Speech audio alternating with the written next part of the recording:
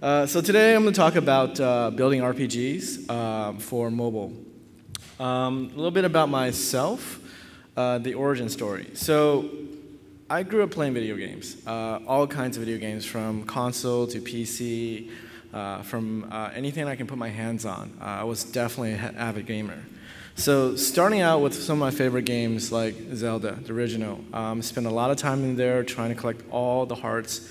I still can't find that last half a heart, even to this day. So definitely spent a lot of time there. But it wasn't until I played this game, Final Fantasy 3 or 6 in Japan, for the hardcore guys, that really saw games very differently. It wasn't just about spending time, minding, playing games. This was actually a story. I actually felt emotionally attached to all the characters. The combat was fantastic, and it really changed my view into what games can be and what it could be. So from there, going to school, I really got into this. Anyone know what this is? All right, Mud. Okay, yeah, a little bit too hardcore for some people. This is one of the Russian clients that I used to play with a bunch of guys. It's basically a multi-user dungeon, which is just a text-based RPG where you go through hours and hours with friends and hit up arrow and spell out attack.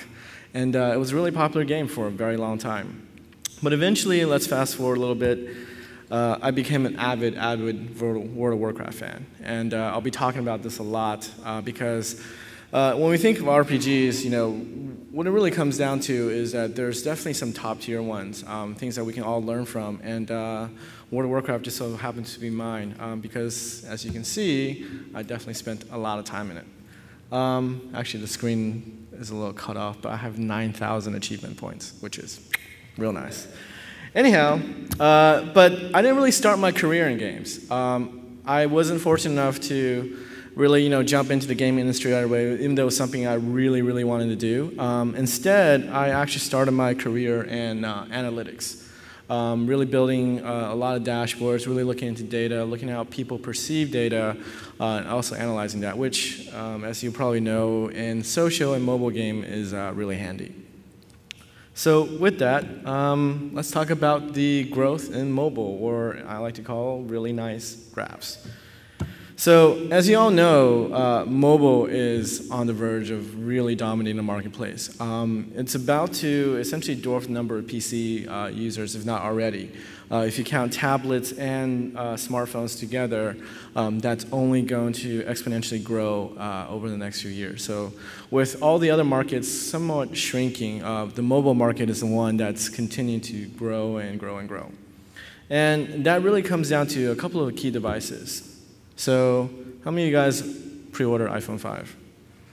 All right. Yeah, so the smartphones has really started to take over, and it's become really, really popular with the mass populace, especially as apps become really popular.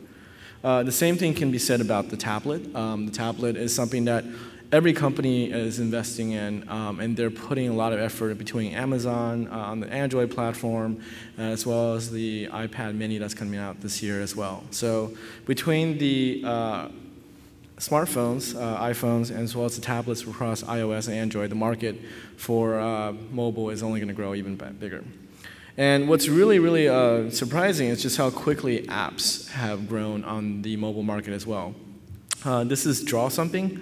Actually, it's cut off on top as well. So just looking at that timeline, within the first 2 weeks, there was 1 million daily active users that was playing Draw Something. Within 4 weeks, the number jumped to 2 million. And within 8 weeks, there was 15 million people playing that game. It took Facebook 3 years to get to that number. I think maybe actually 3.5. And it took this app just 8 weeks. Under 8 weeks, actually. So how is this possible, right? I mean, this really speaks to the growth of mobile market, the growth of the user audience as well. And if you look at the Android platform, the same growth there, right? That's probably the faster growing one, contrary to what Apple will tell you, just because it's more devices, definitely much more popular in Asia, Korea, Samsung, and worldwide as well. Android is actually the more dominant platform in some of the international markets. But even within both, you have guys like Instagram, which was just an app that had 13 employees, 5 of which started within 6 months. And that app was sold for $1 billion, which makes it one of the highest sold apps in the world to this day. It's actually probably not worth $1 billion anymore. I might down based on the Facebook stock. But the marketplace for both, as you can see in top grossing, is really just games. For both areas, other than Draw Something and Instagram, games is really the top grossing market. And that market itself is going to reach $33 billion just within 2010. The number is going to jump down to $54 billion within 2015. So these are definitely numbers not to kind of laugh at. So who are actually making money on these platforms? Well, I took a screenshot today, and if you look at the top 10 or top 15 grossing, all of these games here are considered role-playing games, RPG games. So you have number 1, Rage of Bahamut, Dark Summoner, which are card-based fantasy games, and then you have the games I manage, Crime City, Modern War, which has a skin of the crime genre or the modern warfare genre, but more or less they're RPGs as well. And if you looked over at the iOS platform, again, this is a screenshot just fresh from this morning, you see the same thing here. The majority of the apps that are in the top 25 grossing are considered RPG titles. You have sort of the same titles that you see on Android also dominating here, with a sprinkle of casino games inside as well. So for both, and sort of to draw a conclusion I want you guys to make, is that RPG in mobile is really, really dominating the market. So that gives me to sort of the point of the topic. So what exactly is an RPG? Well, I mean, we can go to Wikipedia and kind of find out what's going on there, but I'm not going to waste your time. RPG to me is a lot of things. One, if you look at the history of RPG, this is Wizardry 2, one of the original PC games that really allowed players to customize their stats, go through dungeons, etc. That later evolved into things like Fallout, Final Fantasy, and eventually what the hit popular Skyrim. And the unfortunate thing about Skyrim, and especially for me as I get older, is that I just don't have time to play this game. Like, I don't have time to devote 40 or 60 hours a week, which is the time I want to spend playing this game, to really sit down and customize my character, go through it. And trust me, I've tried. Like, I really tried to find time, but as we get older, especially as the gaming population gets older, we just don't have time to sit down and go through this. And then, of course, you have really, really deep, engaging storylines like Mass Effect 3. Like, this, to me, is epitome of storytelling. Like, so much so that, as you guys all know, with Mass Effect 3, the ending was so controversial that people, got really upset. Like, there was forums, there was, riots on post, just because of the ending. I mean, this is a video game, and of course, if you look at it from EA's perspective, the guys who are angry are the guys who already spent $60 to buy their item, and from EA's perspective, well, what do I care if you already spent the money? But, given that BioWare is, the guys who run it are really deep RPG guys, they really took care of it, and especially came out with DLCs that changed or gave alternate endings as well. So I mentioned a bunch of really, really popular RPGs.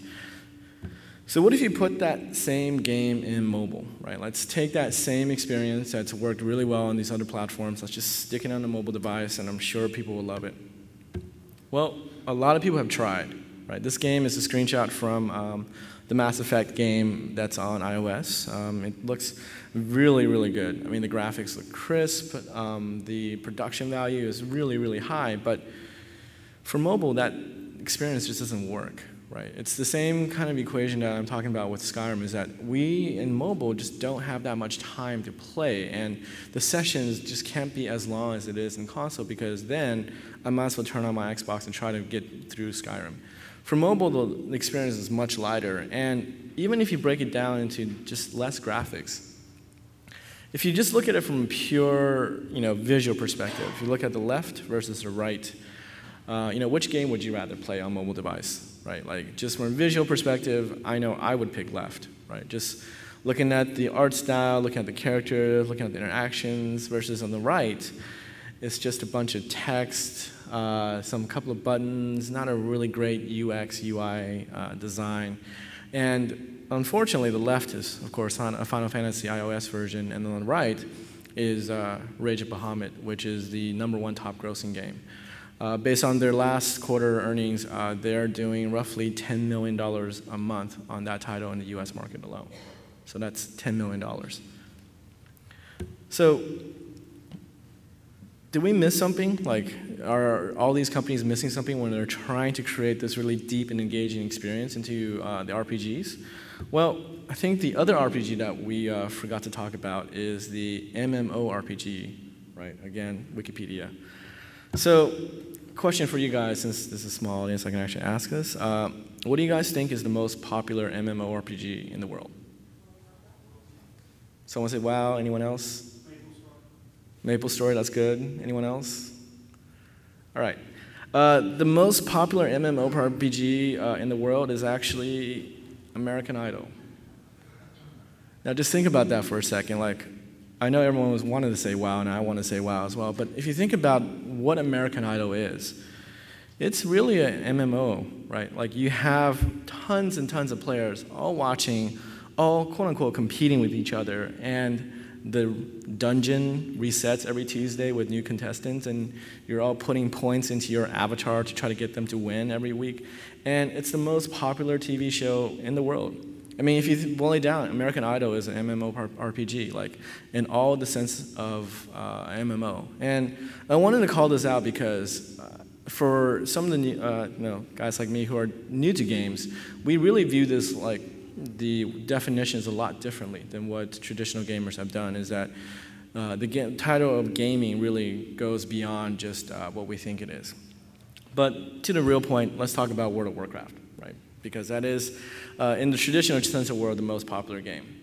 So when most people think of World of Warcraft, they think of this, right? Like, you're a character, you're fighting some epic monster, you're going through dungeons. But for the hardcore players, like myself, we actually don't see WoW this way. This is what World of Warcraft looks like to us.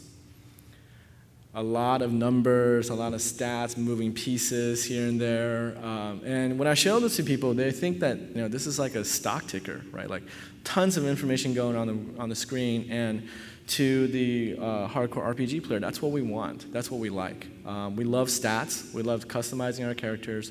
We love maximizing our best case scenario for fights. And the real innovation or the motivation behind all of this is peer pressure, right? We don't want to be that weakest link.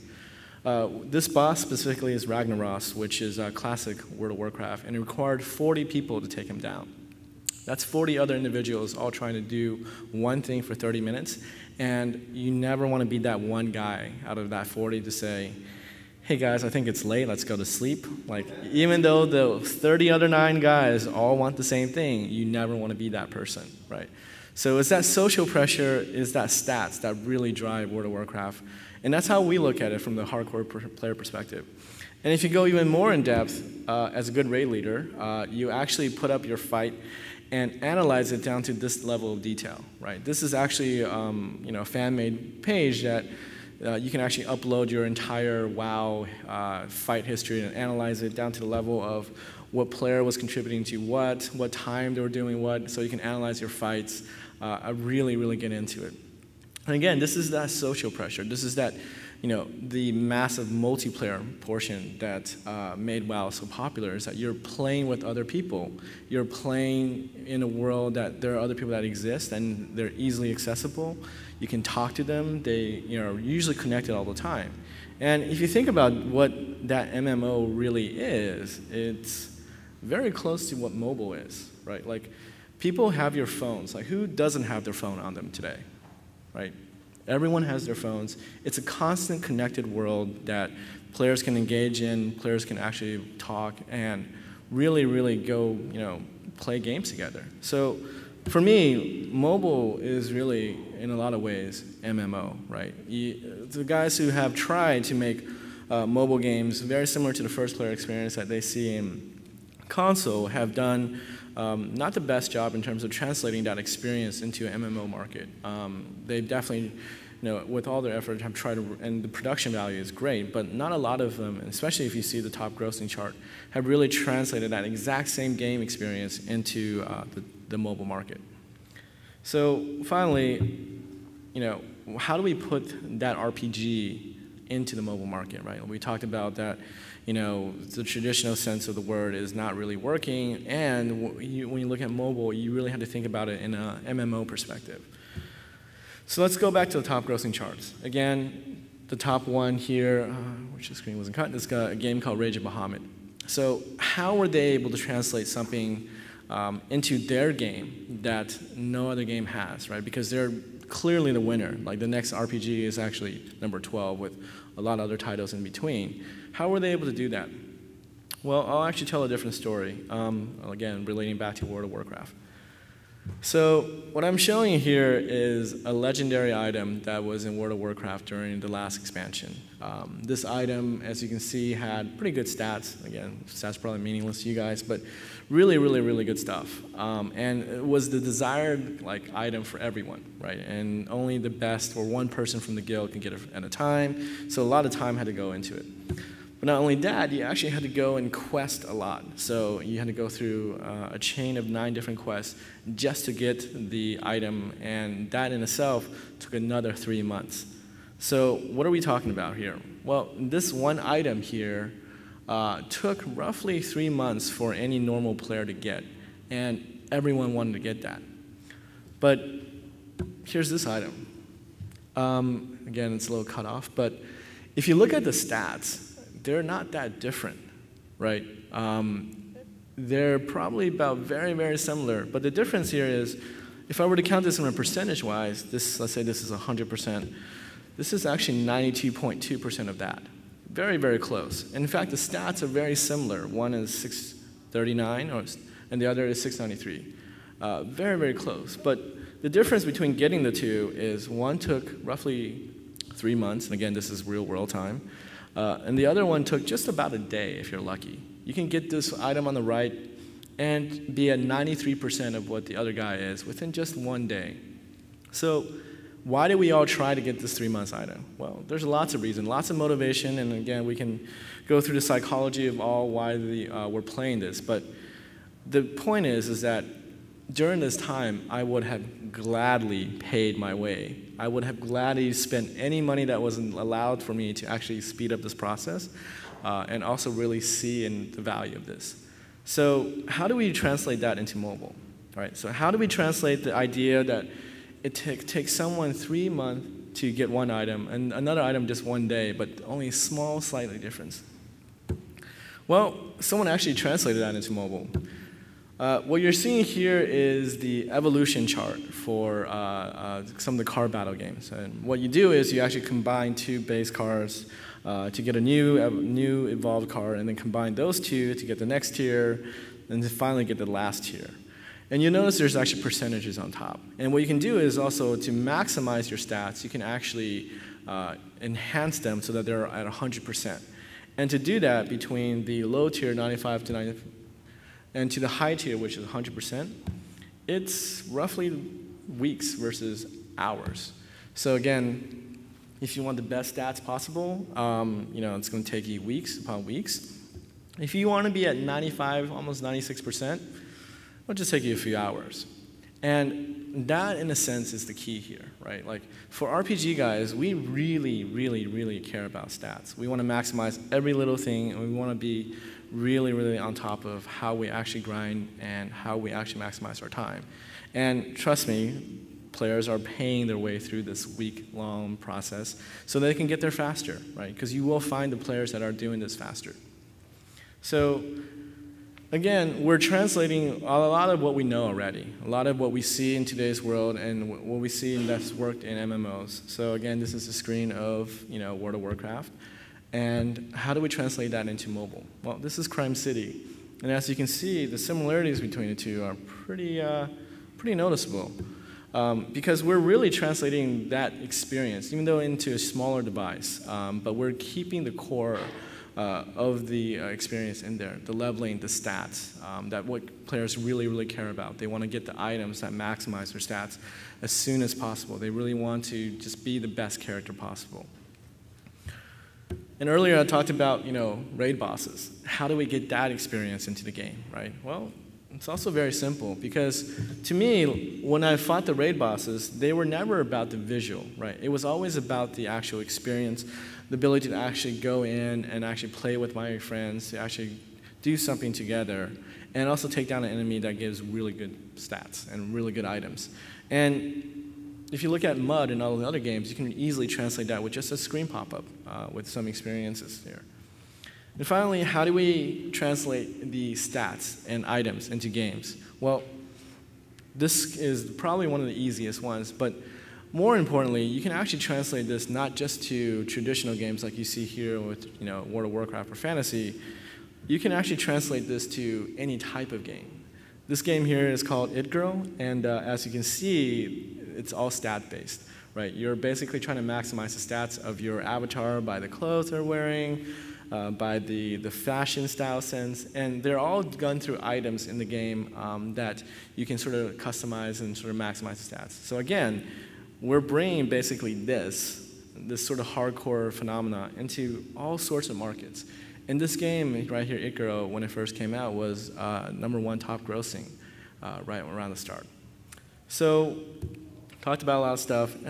Really want to draw some conclusions for you guys. Is to really see things a little bit differently for mobile markets, right? For the guys who are like me, are knee-deep into the data, mobile is really different in the way that we think about games. But it's not that different in a way that you can't translate what has worked really, really well for MMORPGs, for other RPGs, that you're able to translate sort of that core mechanic into the mobile market and also be successful there. And that market is only going to grow with the iPhone 5, with the iPad mini, with the plethora of Android devices that's coming out. That is only going to grow. So the opportunity is there. The opportunity is there for everyone to take. And thank you.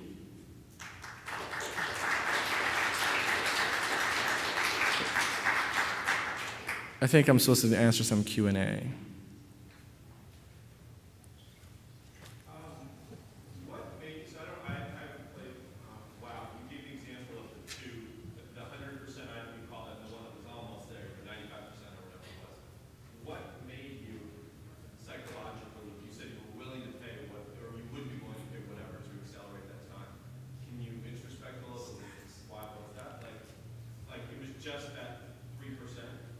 No, I mean, it's EPing, right? Like, it's being able to, the social pressure that comes out of it, but also maximize your stats. Like, being that motivation to be the best that you can possibly be is what drives a lot of, like, role-playing game characters. Because in this role-playing world, you're this, paladin that, is an Atheros, and you really want to be that best you can possibly be, something that you really can't be in the real world, right? Like, I don't get to pick my class in the real world. I'm just the working class. That's it. But in a fantasy game, I can pick a paladin, I can pick a warrior, and it's that fantasy to be the best that motivated me and motivated a lot of my friends as well. Yeah. Do you have any thoughts on why Rage is so popular? You looked at a screenshot and like the UI is really hard to follow, and I played the game myself and I got lost. Yeah, yeah. In the beginning, it's just raging in money. Do you have any ideas about why people latch on to it? Sure. Definitely, like, we have some insight into that because it's not the first car battle mechanic. In fact, if you look at the Japanese market, all of their top 10 grossing games are very similar to Rage of Bahamut. I think the motivation behind that is something I covered, which is to also maximize your stats between the sort of casual player to hardcore player. And also, they have a very very comprehensive guild feature that allows you to do guild versus guild. In fact, in the game itself, it actually says, may the best order win. And order is their version of guilds. And I always thought it was actually bad translation. I was like, oh, they just couldn't translate this word, so they just picked order. But actually, it is the main driver for the game, is that you want to be the best guild in the game. Are any of the mobile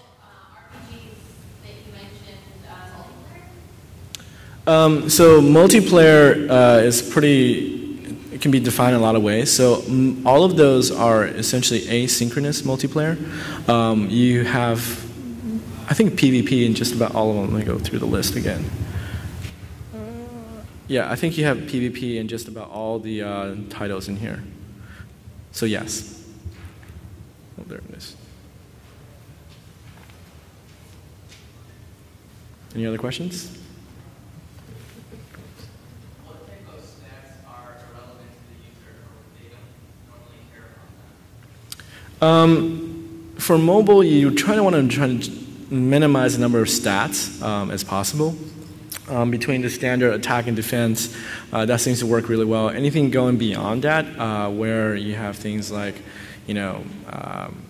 berserk stats or something that's very hard to understand, people would just generally not get it because again, they are doing the math on their own, right? Like these guys are in groups and guilds and wikis and putting together all of the best stats possible and trying to find a way to do it. And if you try to confuse them, other than sort of the 2 or 3 core stats, it can get a little tricky. In the MMO, or the MMORPG also, what kind of latency issues have you studied in terms of people playing from far distances, or network distances to solar distances? You have one complete device, one service that you have, no network of other service. What are the latency? Sure. I'm not an engineer, so I don't think I would be the best to qualify to answer that question. But performance is something that we look at very closely. We try to make the experience the same regardless of whether you're in UK, US, or anywhere else, because it's really dependent on the carriers, right? So the game makers don't really control that other than making sure that the sort of server to app response is quick enough, and that's something that we strive for. I have one more question. Sure. I'm a big data expert, and I'm looking at collecting a lot of data from all kinds of games. Big data would be the most important currency, international currency in the world. Has your company done anything like talk to your CEO when you give a talk in Stanford? Again, I don't really know. I'm more on the game production and product side, but we can find someone who can answer that question for you. Okay. Sure. Kind of in my own theory for these types of games, when I'm looking at designing how the stats work and exactly what's going on in the background, part of my own thought process on this is really simple up front, but a little bit more dense in the background to give the player the possibility that if they actually want to go to the website to see what the math is, break it down for themselves, they can. Do you see that being different between the mobile market and, say, the PC gamer market? My original thought is that the mobile market really wants, simple 3 stats, and the kind of PC or console market wants to see all the math that goes behind it. Right, right. Just on the games I've seen, even like Rage, there's definitely lots of sites. Like that entire flow where I showed how to actually maximize your character, that's not explained in the game at all, right? That's found throughly from forums, websites, all fan-made. So there's definitely an audience for that on mobile. In fact, that audience actually is much more than even I thought would be there. They would actually create wikis, they would create essentially their own wowheads to really check out the stats. So from a game design perspective, I think you're correct to assume that to start something simple to attract not just the hardcore users, but the casual users who might not understand what all the stats mean, but eventually sort of level them up in a way where they really will care about some of the more engaged stats. As a follow-up to that, do you think it's worth the time, or I guess, is it worth putting the information out there to the players about what your map is and what's going on in the background versus letting them figure it out on their own? Or is it kind of the third option, developing it within the game so that you introduce the first couple of stats and slowly I think the third option is really tough. It can be really challenging from just like a tutorial or a design perspective, and you're only really catering to that very small population of the hardcore players. So I think it's it depends on the game and what you're actually trying to do. But I think the players, regardless whether you show them the information or tell them, they will discover that on their own. And whether you put it on a website or you don't, like I think it's for that small population of the very hardcore players, it's irrelevant. They'll find out on their own. Cool. Any other questions? All right. Thanks, everyone.